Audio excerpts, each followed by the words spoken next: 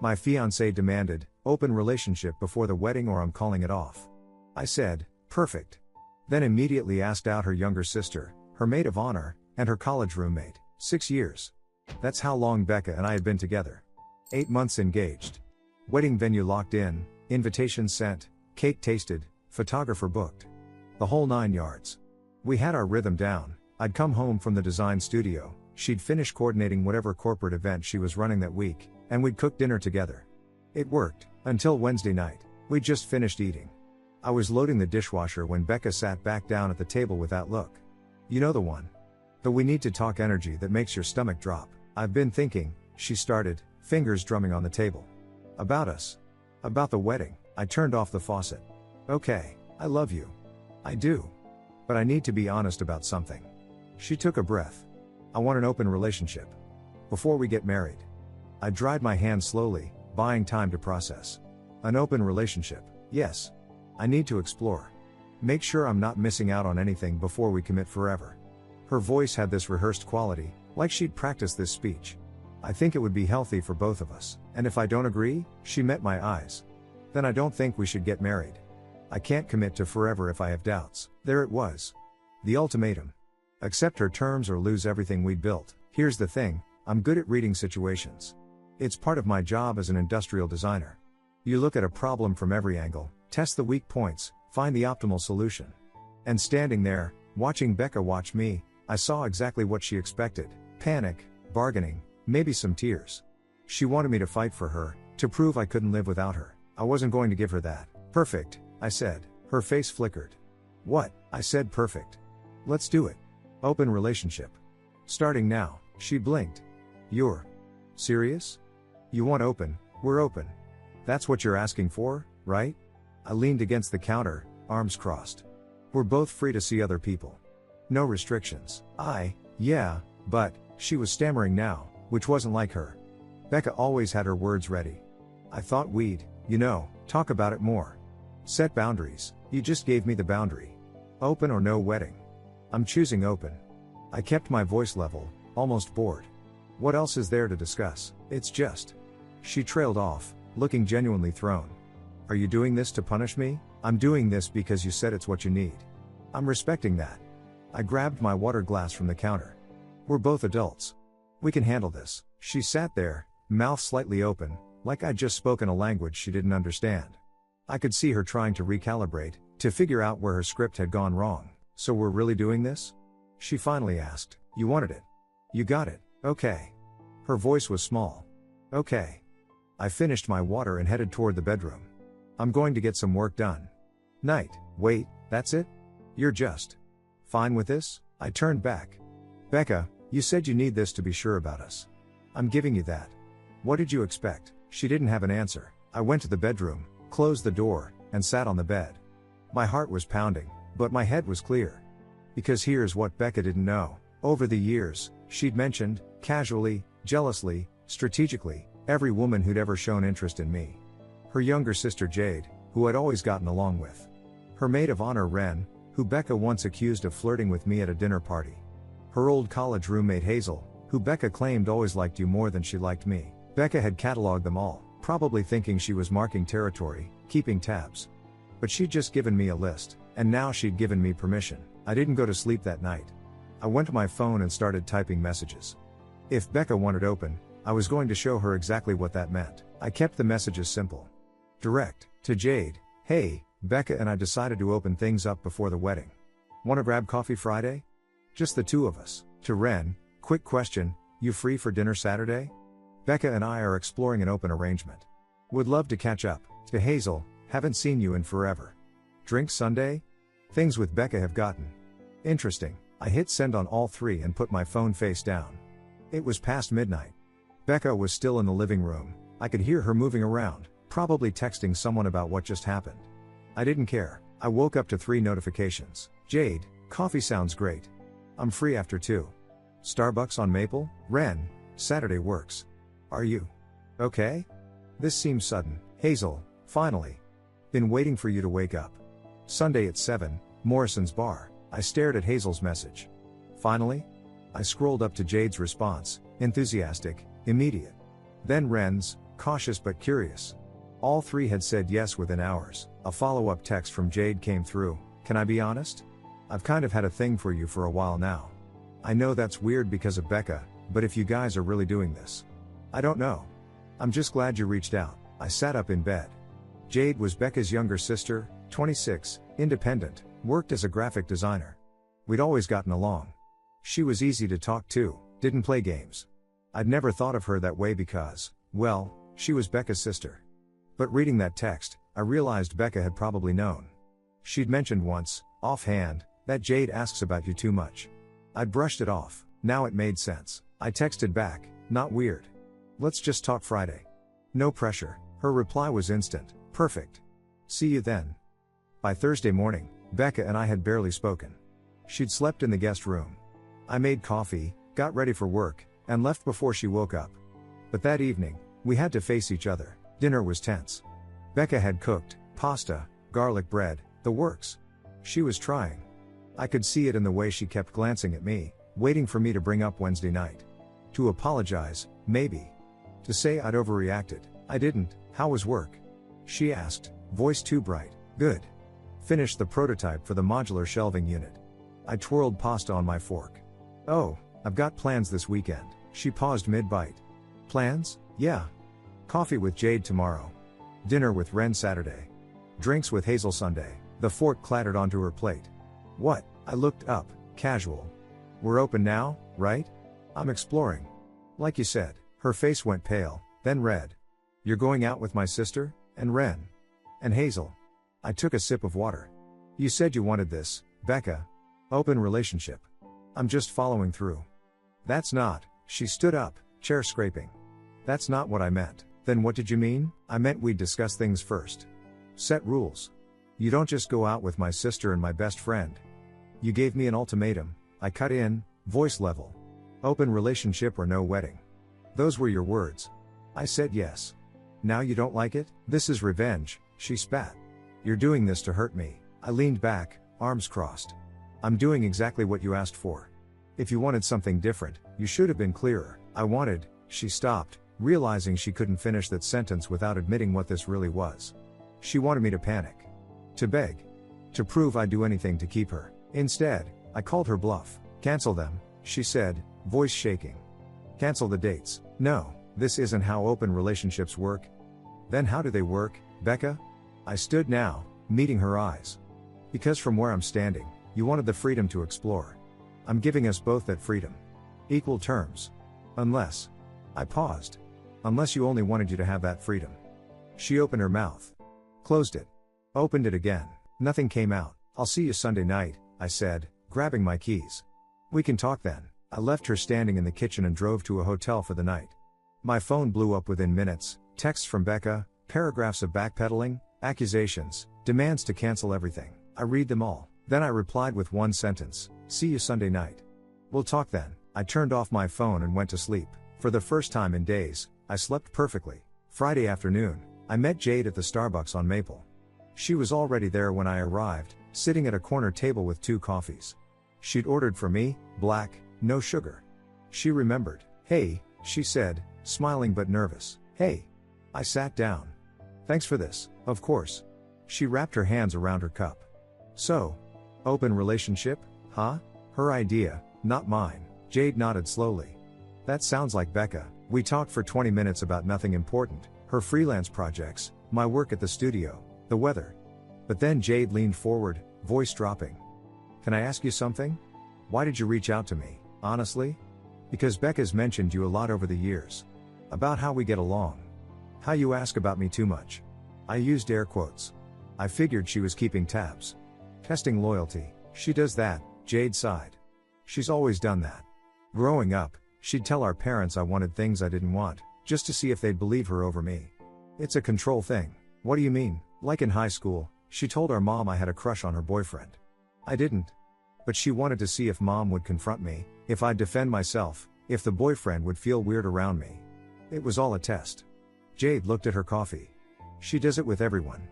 Creates situations to see how people react. To see if they'll choose her. I sat back. She gave me an ultimatum. Open relationship or no wedding. And you said yes. Jade smiled. That's why she's losing it. She didn't expect you to actually agree. You think this was a test? I know it was. Jade met my eyes. She wanted you to fight for her. Prove you couldn't stand the thought of her with someone else. Instead, you called her bluff. We talked for 2 hours. When we left, Jade hugged me goodbye. You deserve better than her games, she whispered. Always have. Saturday, Ren met me at a quiet Italian place downtown. She looked stressed, picking at her salad more than eating. I almost didn't come, she admitted halfway through dinner. Why did you? Because I've been watching Becca treat you like a puppet for 6 years, and I'm tired of pretending I don't see it. That caught me off guard. You're her maid of honor. I know. She set down her fork. She asked me months ago.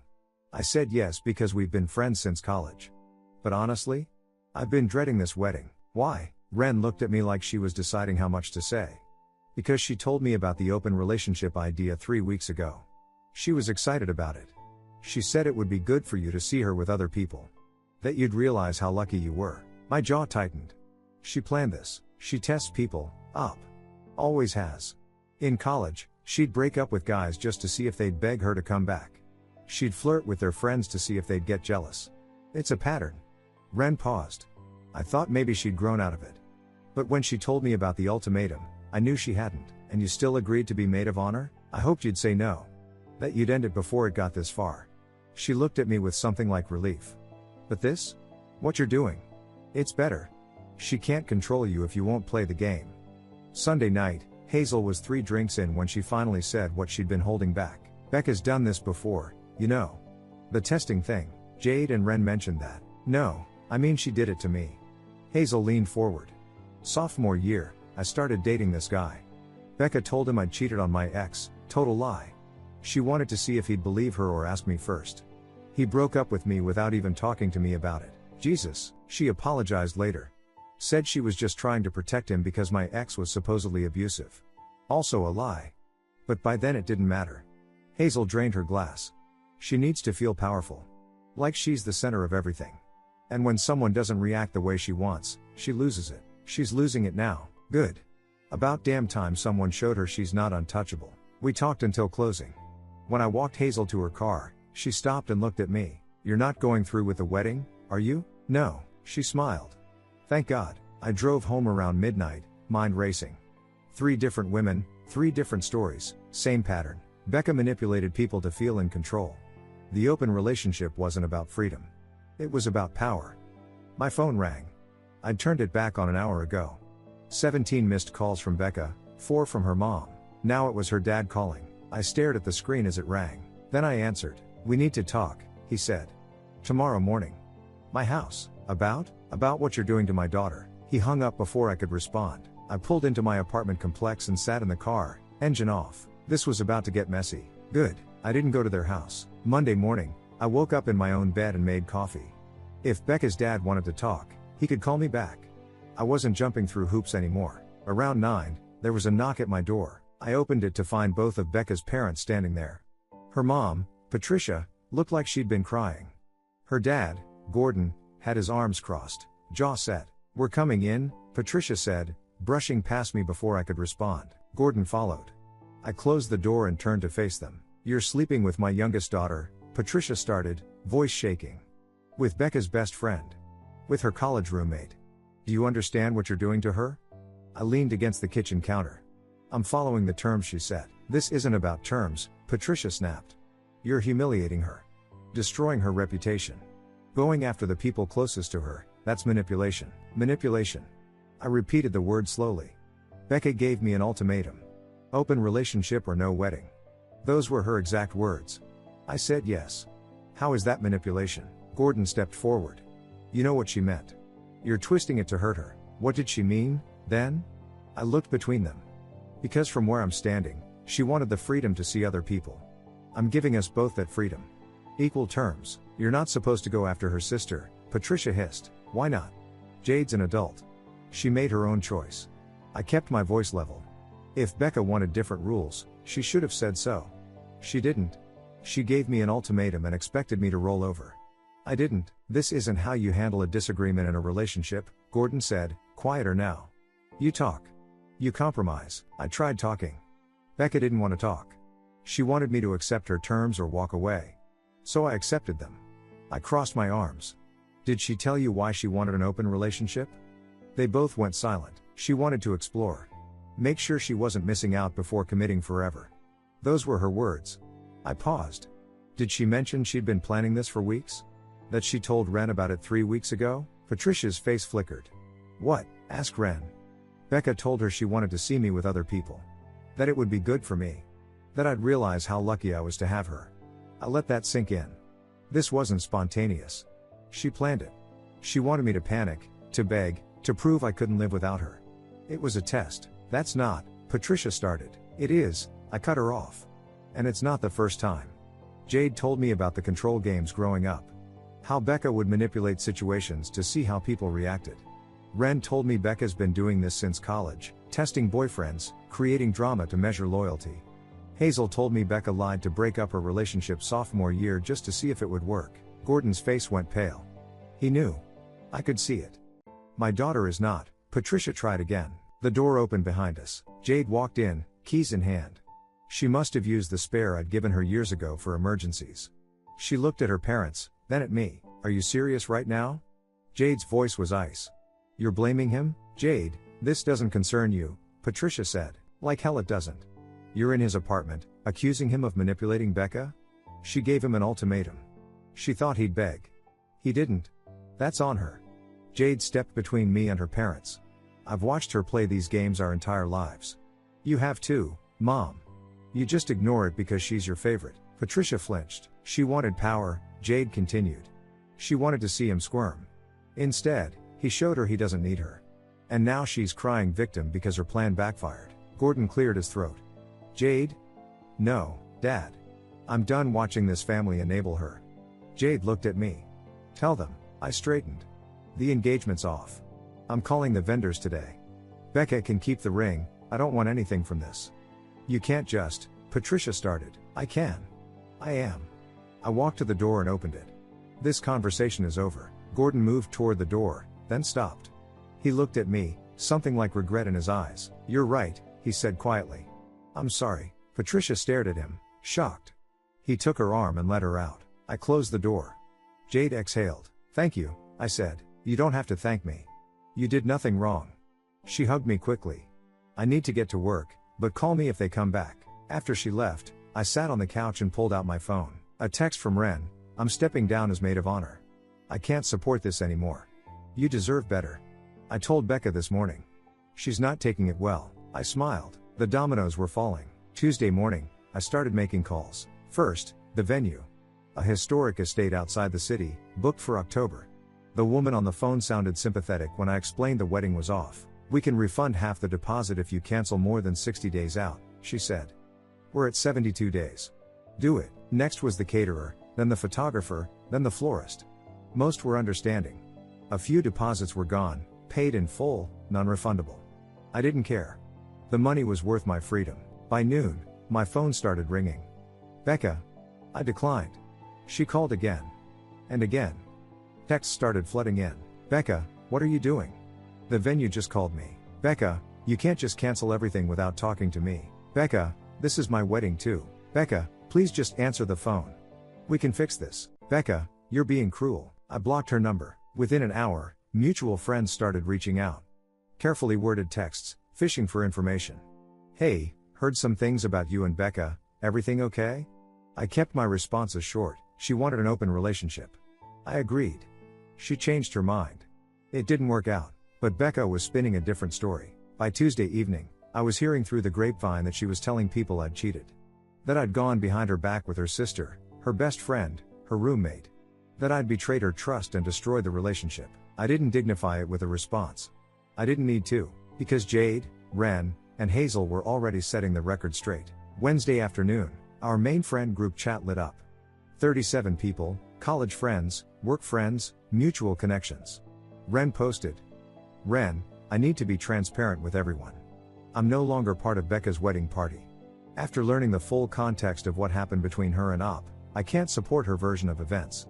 Becca initiated an open relationship with an ultimatum. Op agreed to her terms. She's now reframing this as betrayal. I can't stand behind that. The chat went silent for a full minute. Then the responses started. Troy, wait, What? Becca wanted an open relationship? Simone, this is the first I'm hearing about this. Kellen, are you saying she lied to us? Ren didn't reply further. She didn't have to. People started reaching out to me privately, asking for my side. I gave them the same facts I'd given everyone else. No embellishment. Just the truth. Becca tried to do damage control, posting vague messages about people not understanding the full story and being blindsided by betrayal. But the more she posted, the more desperate she looked. Then Hazel went nuclear. Thursday morning, Hazel posted on her Instagram story, a plain text post, no names, but anyone who knew her knew exactly what it was about.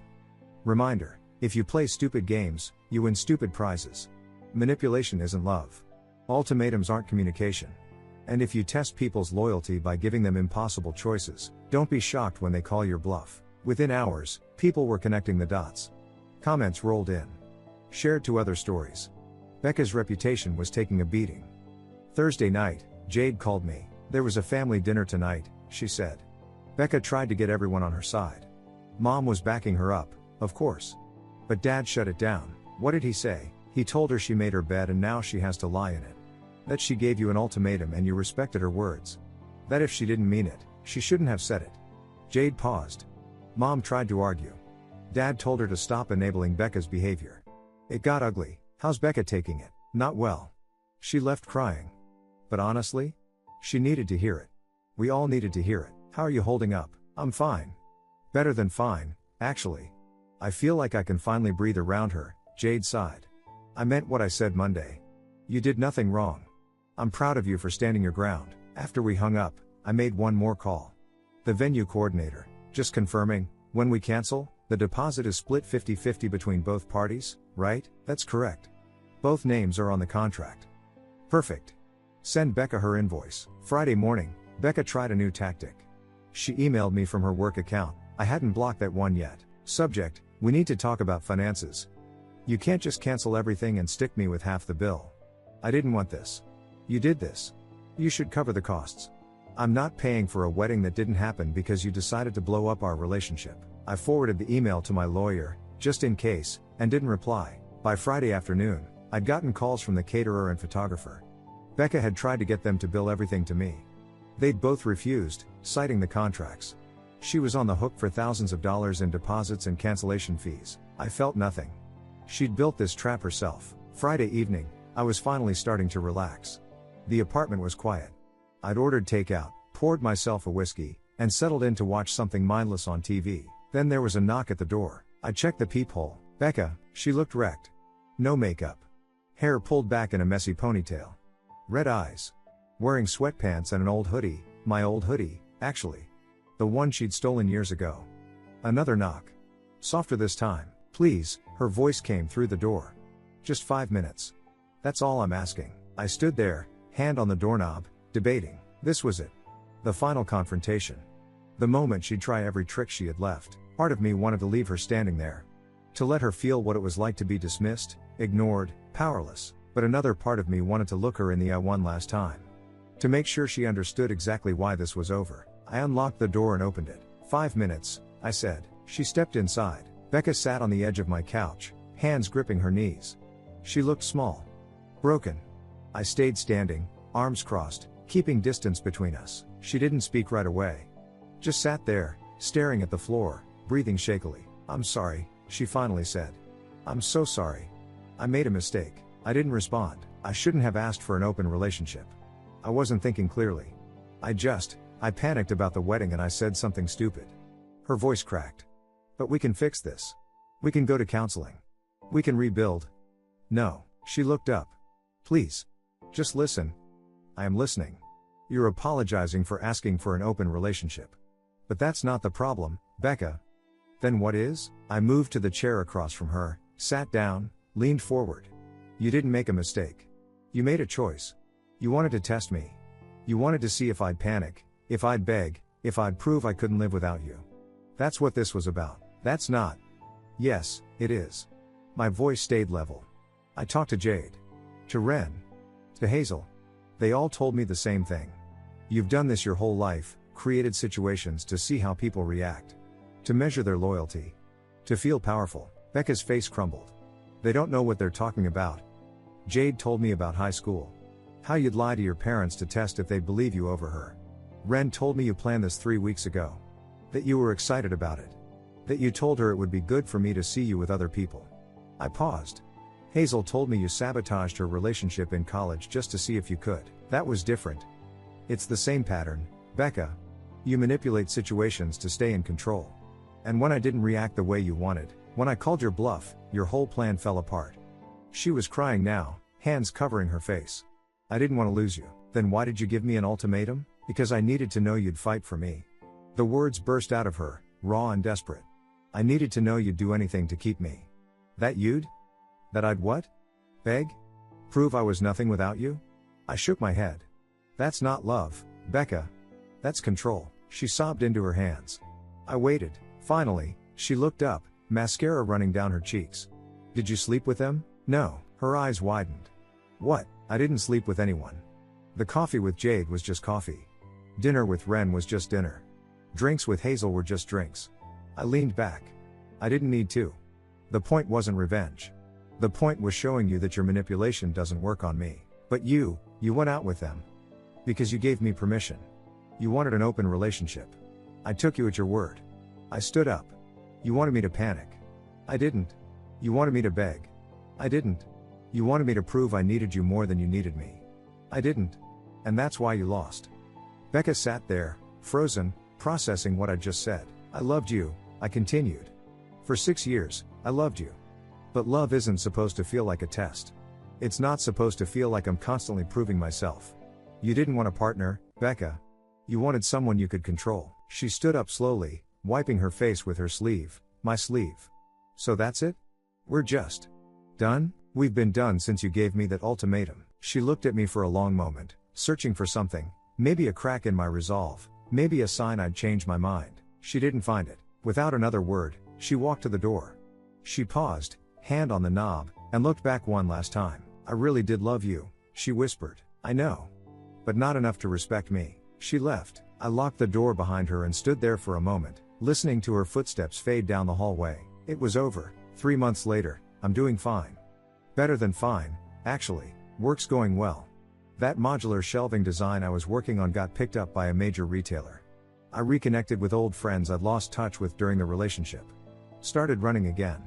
My apartment feels like mine now, not ours. Jade and I still grab coffee sometimes. Just as friends. She's dating someone new, a guy who actually deserves her. We're good. Ren apologized for not seeing Becca's pattern sooner. We meet up occasionally. She's a good person who was caught in a bad situation. No hard feelings. Hazel still sends me memes. Good ones. As for Becca, I hear things through mutual friends. She's single. Struggling. Some people cut her off after the truth came out. Her relationship with her parents is strained. Jade barely talks to her anymore. She tried reaching out once more, about a month ago. Long email. Apologies, explanations, promises to change. I deleted it without reading past the first paragraph. I don't need closure from her. I already have it. People told me relationships are about compromise. They're right. But compromise isn't letting someone weaponize your love against you. Compromise isn't proving yourself over and over while they hold all the cards. Becca wanted to see if I'd fight for her. I refused to fight for someone who didn't respect me. She gave me exactly what she asked for, and she hated it.